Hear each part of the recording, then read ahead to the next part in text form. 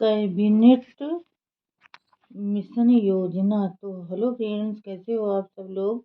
उम्मीद करती हूँ सभी लोग अच्छे होंगे।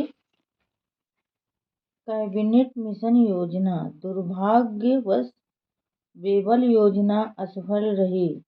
इस असफलता के बाद भारत में एक पार्लियामेंट्री डेलीगेशन भारत की राजनीतिक समस्याओं की जांच करने के लिए आया।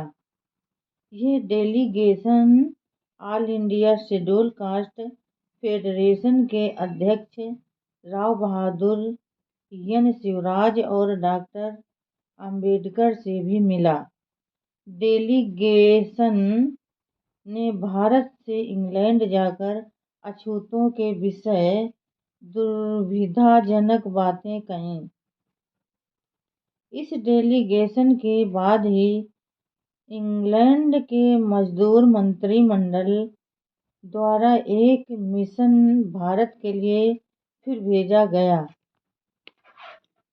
मिशन ने अछूतों की ओर से डॉक्टर साहब को प्रतिनिधि मानकर उन्हें परामर्श के लिए आमंत्रित किया था।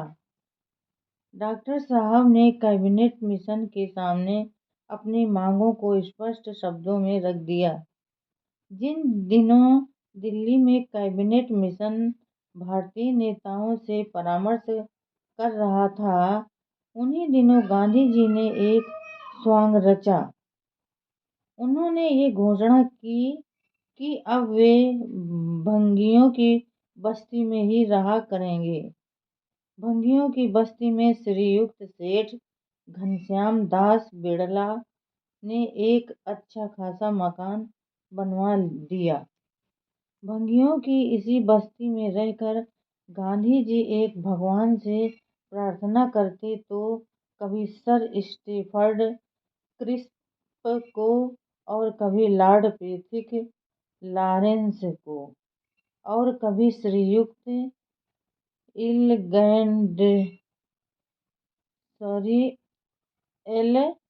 एलेक्जेंडर को आमंत्रित करते। इन तीनों मंत्रियों पर इस बात का मनोवैज्ञानिक प्रभाव पड़ा और वे ये विश्वास करने लगे कि अछूतों की भलाई गांधी जी और कांग्रेस ही कर रहे हैं।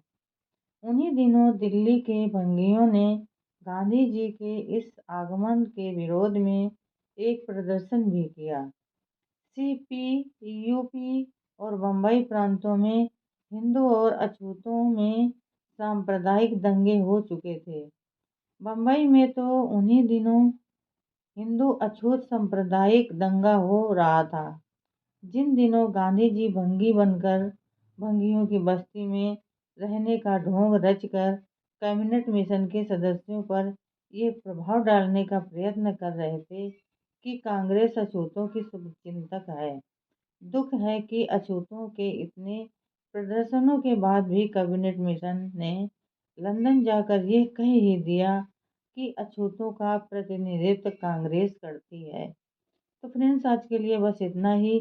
कल फिर मिलेंगे अगले नए वीडियो के साथ। तब तक के लिए फ्रेंड्स, जय भीम, नमो बुद्धाय।